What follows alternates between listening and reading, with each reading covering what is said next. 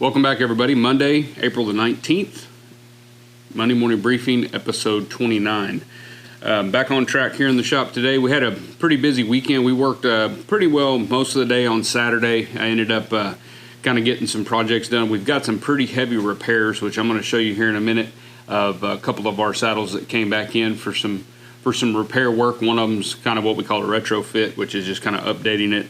And then the other one is actually a rigging had tore out. So that saddle's probably almost 10 years old or so. And so it's pretty neat when you start getting your saddles back for warranty work. We put a lifetime warranty on our saddles for the rigging and the tree. And so if the tree breaks or the riggings pull out, we go ahead and cover that. I've been in it 15 years, and up to this point, it hasn't hurt me any. If anything, it's helped me a lot, just because it gets the customers a little bit more confidence and allows them to know they can bring that saddle back to me and allow us to do the work on it versus someone else.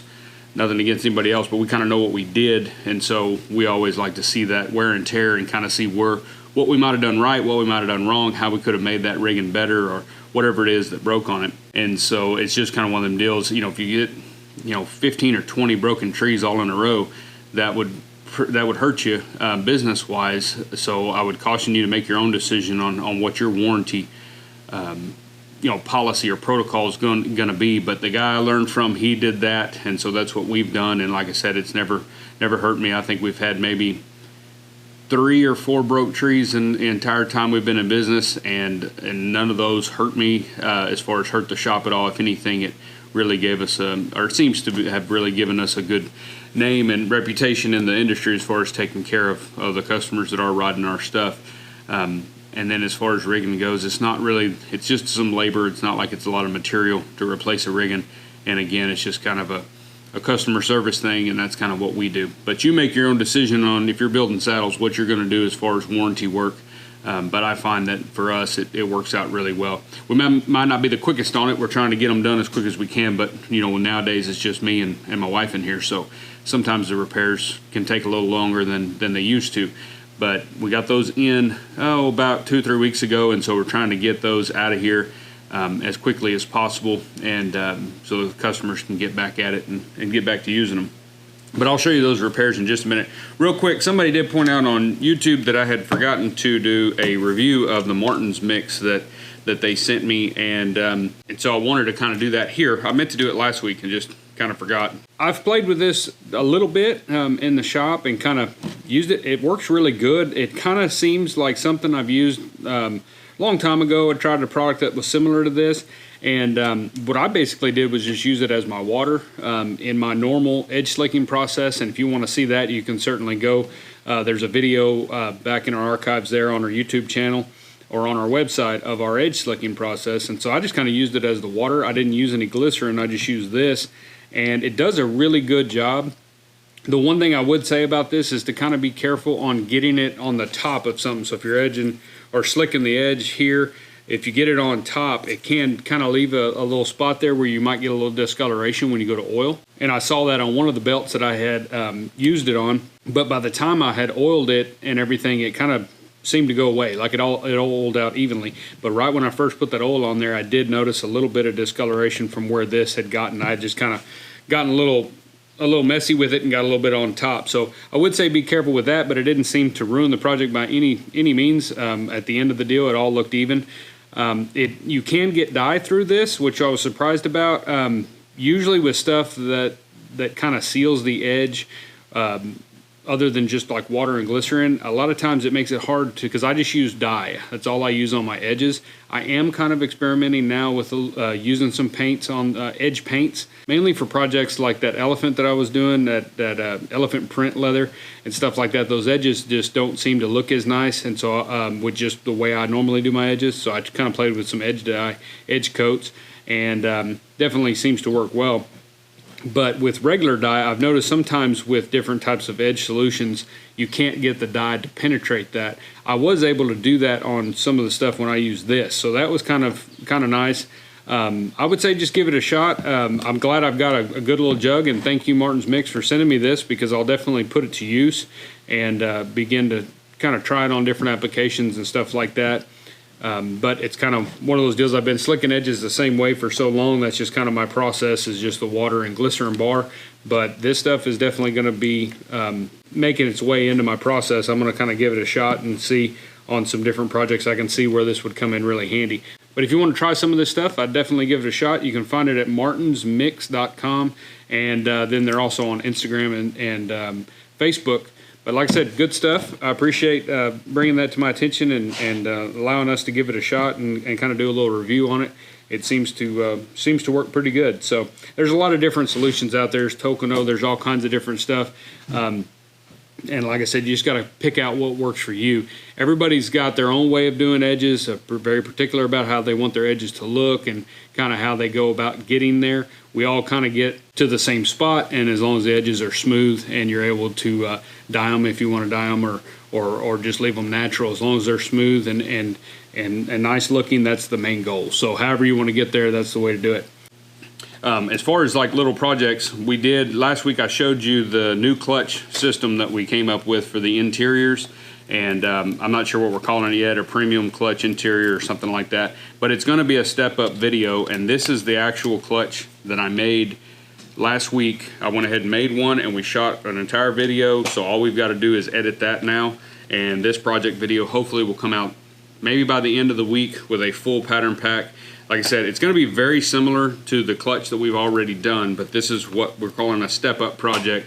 So the interiors are a little bit more involved. You're going to spend a little bit more time cutting pieces. We will work on having dies made and hopefully offering this as a material pack so that you don't have to hand cut all the T-pockets. That's the biggest problem for me when I do T-pockets, is cutting them out.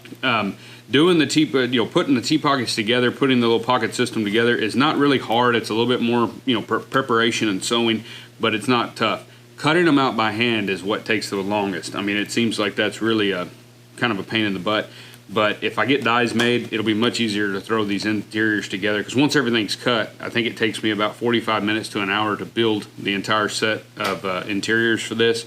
And so it should be really worth the expense to not have to hand cut every piece of this. But either way, we're going to put a pattern pack out there, like I said, and it'll have a bunch of tooling patterns. Now, if you've already bought the first clutch wallet pattern that we did, and you've got that pattern pack, that digital pattern pack, and you've already printed it out, and you've probably already made a few of these, the floral patterns in there are going to be, you can probably adapt those to fit this. We're going to do completely new patterns, floral patterns for this. I don't know how many is going to be in the pack yet. I'll draw those up this week, but there will be a new pack, new floral patterns that come with it.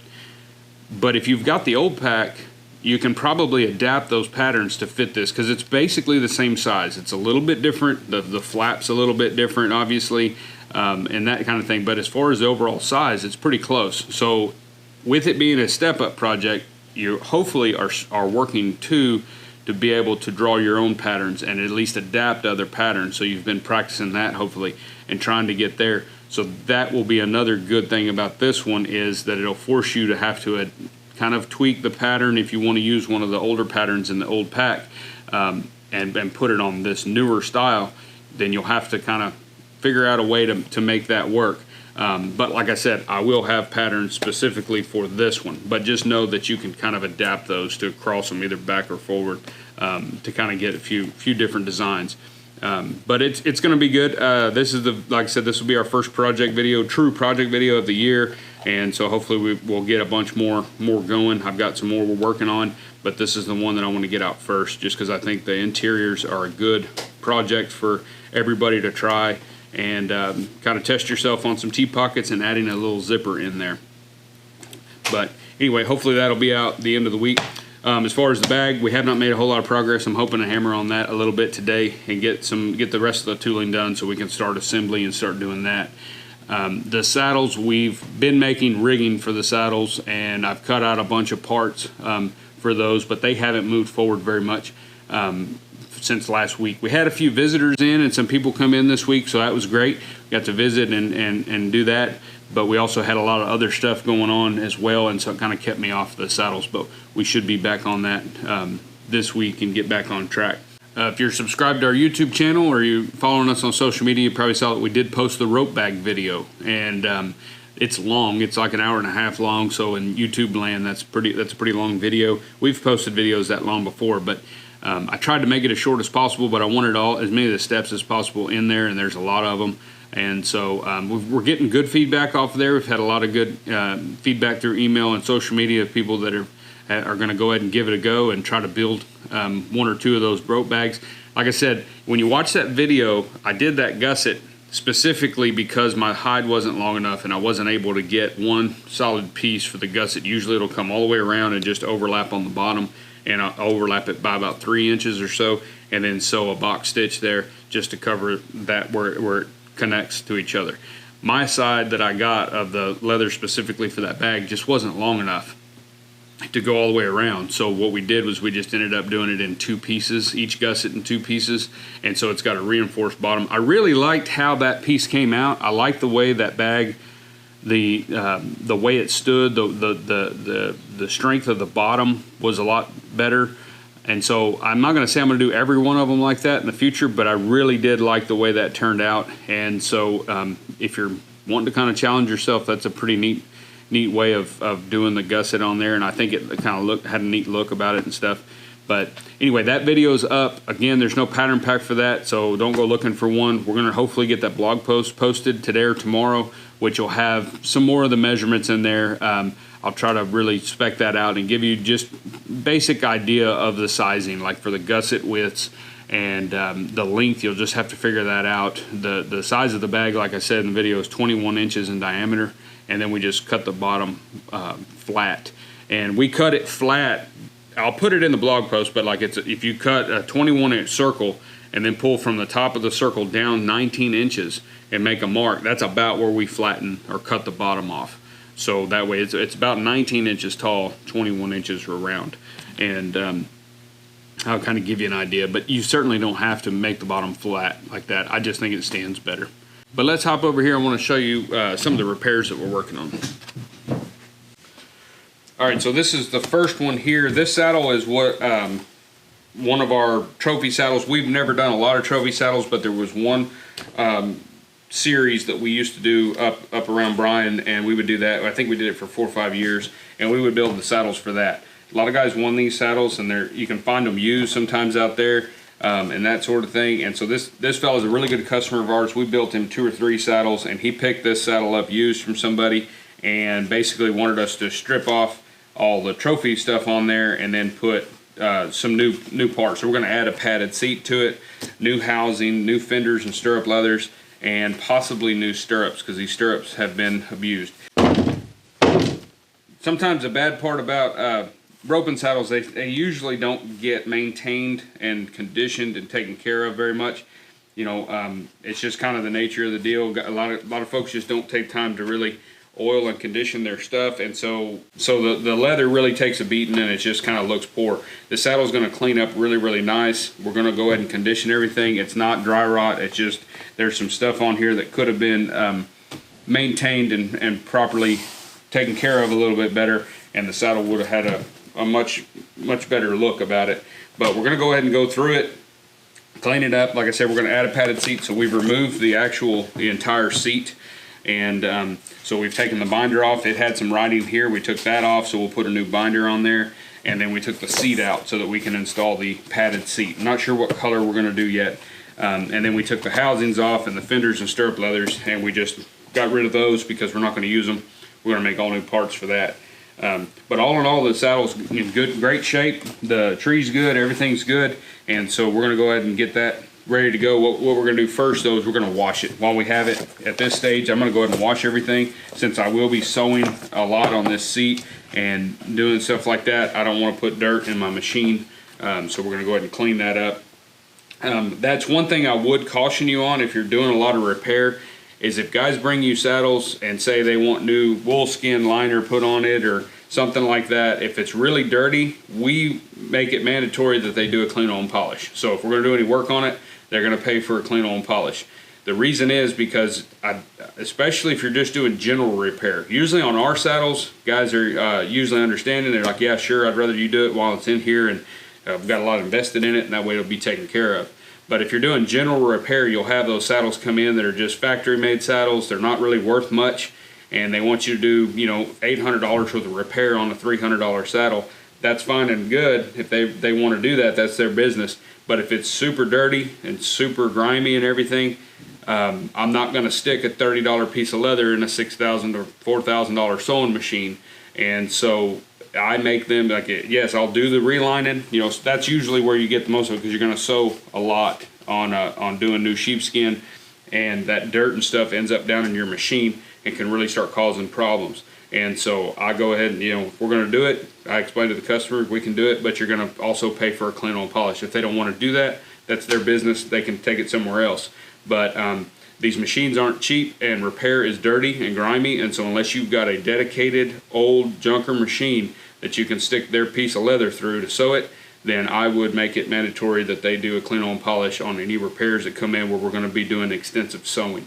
Most people say yes, absolutely, because they're not going to oil it anyway, and that way at least it gets one good oiling. I don't know why people don't oil their stuff or maintain stuff, but that's between them and their bank. So if they want to continue paying for repairs, then we'll go ahead and do that.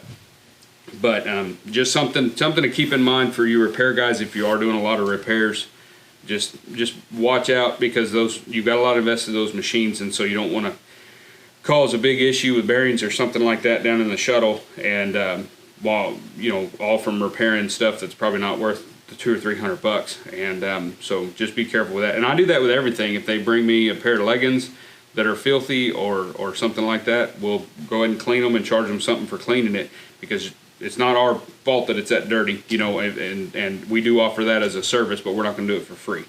So that's just something to keep in mind, is to help you maintain the longevity of your equipment that you've invested in. So now this saddle here is one that we built. Like I said, this is the one that they pulled a D-ring out of. This saddle was built, I can't remember exactly how long ago it was, but it's been out there a while, and the guy's taking really good care of it. We're going ahead and doing a clean oil and polish on this saddle as well. Mainly because we give the first one for free when we build a custom saddle. The next year we offer them a free clean oil and polish to bring it back in and let us clean it up. That gives us an opportunity to make sure that the tree's, you know, in good shape, everything broke in good, the rigging's right. Usually if leather's going to fail on you, or we're dealing with a natural product, so if something's going to do something funny as far as during the break-in period, it's going to happen that first year. And so after a year, I like to get them back just to make sure that, you know, that one rigging wasn't flankier than the other or something like that, and we got a little stretch. So it gives me an opportunity to kind of check and see how that saddle broke in. From that point on, that saddle should be about the same, aside from any kind of trauma or damage.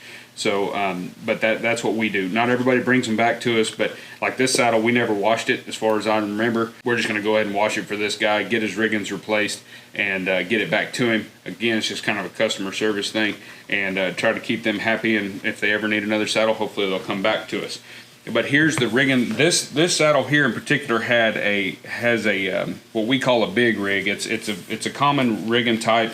It's a modified plate rig that's got a D-ring on the front and the back instead of like a plate as a flat plate would. Now I've already cut all the D's out of this rig because I've got the new riggings cut. But you can see right here, this front D is what ripped out, and so it just, I don't have a wear leather on mine. A lot of guys will do a skid plate or a wear leather that just kind of sews on top to protect the stirrup leather from rubbing on that back corner of that rig. And this is an opportunity here to kind of look at your design and kind of say, what could I have done to have prevented this? Because basically all that happened is that stirrup leather over all those years rubbing on there as the guys riding the saddle had worn the leather down, and then it started tearing right here, and it probably was just a little wear tear, and then he roped something heavy or did something, and it just pulled all the way through. Once you get a tear started like that, it doesn't take a lot to get that leather to go ahead and tear on out. So that's something that I'm going to think about when I put this rigging back in. I will probably put a wear leather on top of here, just something that's sewn in just to cover this area right here to kind of keep that stirrup leather from wearing the actual rigging down. You can replace the wear leather much easier than what we're doing here, which is replacing the entire rig, because all the other D's on this saddle were fine. The offside D, it was wore but not wore down enough to where I would have been worried about it. The breast collar D's were fine. Rear D's were absolutely fine. So, but in the design of the rig and how it's built, I'm just replacing both sides, doing both. I kind of treat riggings like brakes, and so if we do one side, let's go ahead and do the other while we're there. just because now you're going to put more stress on the older one. Let's go ahead and do them both where they're both new. And so we're going to go ahead and replace all of that. And so we've already got the rigging cut, and I've got both sides, the front and back. So it's, you cut out two pieces, and then they kind of, you build them together. We'll get them sized as far as how far apart they need to be for the seat size, and then we'll build this rig, and then we'll get them hung back in the saddle and finish our clean on polish. So we've already added some oil to this side. We've washed it already. We added some oil, but I'm going to wait to do the Skidmore's conditioner until after I get the riggings in. Mainly because I don't want to get any on the tree, because I like to glue my riggings in place and get them all straight before I screw them down. And if I get Skidmores all over the tree, then we won't be able to get glue on it. So that's kind of one of the deals. Kind of think ahead of yourself a little bit when you're doing stuff like that. But anyway, that's the rig. So we'll get that built and put together, and then we'll get this saddle wrapped up. All right, so here's the belt from last week, and we got it all painted. It was already tooled, and I did it two-tone black, and then we added the paint on the cards and the feathers. Now, I did use the new Alpha 6 paints that I got from Maker's Leather, and I'm about to do that video because I really like the paints. I did the white especially. The turquoise, I didn't get a turquoise color. I'm sure they make it, I just don't have that color. So that is actually Angelus, and the white and the red, and I don't have a black either in that Alpha 6. But anyway, the black and the turquoise were Angelus. Everything else was the Alpha 6, and I don't have any rub, like from the antiquing, any of that rubbed off, nothing like that. And I was surprised even the Angelus stuck really well. I've got a few spots I've got to touch up, but so far I really like the Alpha 6 paints. I haven't been doing as much painting over the last month or so since I got them. And so it's kind of been sparse as far as when I get to try them. I need to just do a video, which now I'm going to do because we've done this, and the paints are really nice. I like the reducer that it has. It seems like that works really well to thin the paint down. Aaron said water, they are an acrylic, so you should be able to cut them with water, but he said for some reason on those, the water doesn't work really good, and their reducer that they sell works the best. So if you do get some of that, I would suggest getting a little bottle of the, I think they call it reducer or thinner, that's for those paints, because I have noticed, and you just need a few little drops. I just put just a few drops of paint and then maybe a drop or two of that reducer just to thin it down if it feels a little thick. But I've been really happy with them. They're really nice. My kids have been playing with them over there. Unbeknownst to me, I found out they were over there. They had a whole pallet with it, squirted all out. So I've got to watch them. But they play with them, and they seem to work good. In fact, my little boy made a little strip, and he just painted a bunch of colors basically. He's 5. He doesn't know what he's doing. He just painted a bunch of colors on there, and that leather, it doesn't crack. The paint stuck to it really well. So he was kind of my tester on that paint for me, and so like I said, I'm really happy with it. If you want to try some, call Aaron, get a few colors. Even if you just get the primary colors and just kind of mix what you need just to kind of give them a whirl. I don't know what their price is compared to Angelus, because I can't remember, but so far so good. And like I said, I antique that. One thing I have been doing though lately on my paints, anytime I paint something, is as long as I'm not in a big hurry. Sometimes I can't help it because we're late on an order or something, or we've got to get it out that day, or whatever the reason is, I need to move things forward. We'll go ahead and give it an hour or two to set, and then we'll antique it. That's probably more of why I've got paint rub off every once in a while when I'm antiquing than the actual paint. But what I've been trying to do here lately is let that project, whatever it is, let it set a full 24 hours. So if I painted at 10 o'clock in the morning here in the shop, I won't do anything with it till tomorrow at 10 in the morning. And that way, it really gives that paint time to cure, and it seems to be helping a lot. Even with the Angelus, it seems to be making a difference. And so you might give that a shot. Just try not to rush your finishes. I'm bad about rushing finishes. Freddie used to get on to me all the time because I'd rush the antique and put it on and just wipe it off, and you got to leave it on there for a little while, and so. But I'm still that way. I tend to rush finish because I'm almost done and I want to get the project finished up. So I'm trying to slow down and get better about that. So we'll see if I can do that.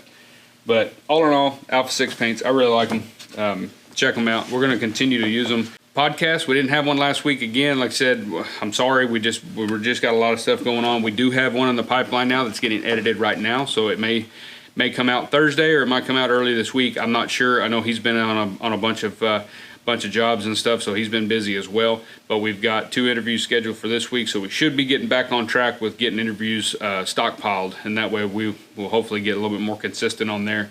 But we're still getting a lot of great feedback on the podcast. A bunch of y'all are sharing stuff on Instagram about it and stuff like that. We've been posting some of that to our stories, so we really appreciate that. I'm excited about the next one that's coming out. We had a really good conversation with her, and it was a good time. I think you're going to enjoy it. But yeah, and just a lot of stuff moving around the shop. Our leather shipment should be here this week. I'm hoping. I think we had a April 16th ship date kind of set. So hopefully if it went out, I think, was that Friday? So if it went out Friday, we should have it, I don't know, tomorrow, Wednesday, something like that.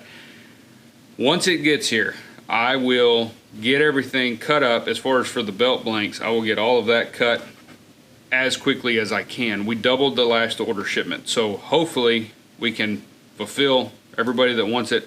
Like I said, I'm probably going to put it out there in the newsletter first. I will, like we said last week, we're going to start utilizing the newsletter more and more, just to ensure that people that want to know, because I feel bad because the last time I just put it on social media, and I'm not sure that a lot of our newsletter people are on social media, and they kind of missed out because by the time they heard about it and got on there, they were already sold out. So I'm just trying to be fair and trying to be, be sure that people that really need it, I mean, obviously they sold out, so everybody needs them, so that's great, and we really appreciate that. But I just want to be sure that we're kind of covering all our bases and taking care of our customers and getting everybody, notified on when things post.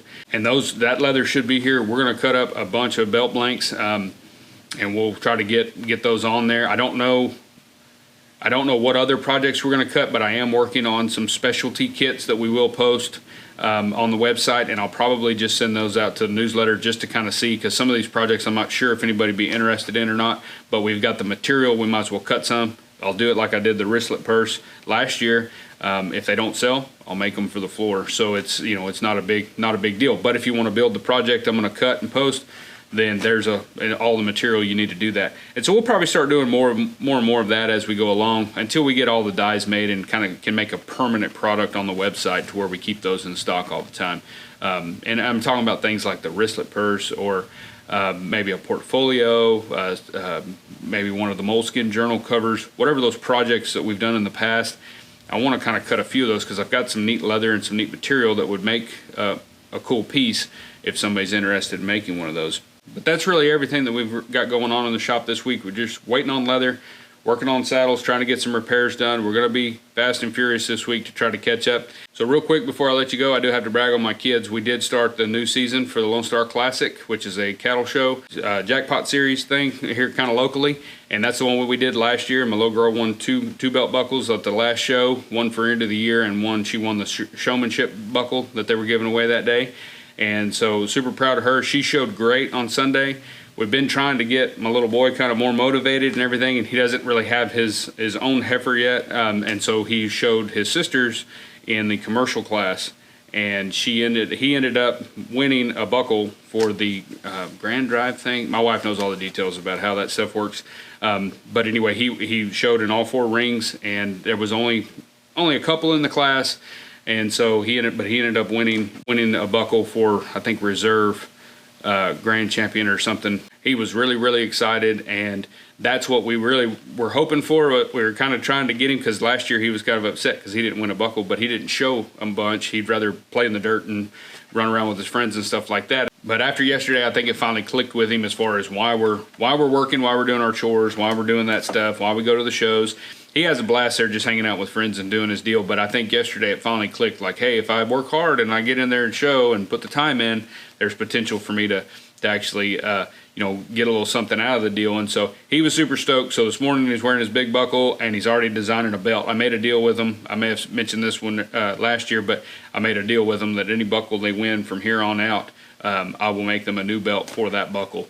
So I might end up in a bind if it continues like this, but I'm only behind one belt with my little girl. We still haven't made the one for her end of the year, but she loves the buckle she won for showmanship. So anyway, like I said, I just wanted to brag about them a little bit. They're showing good. They're really young. They're trying to learn, and a lot of things don't go perfectly according to plan, but they're out there. They're trying.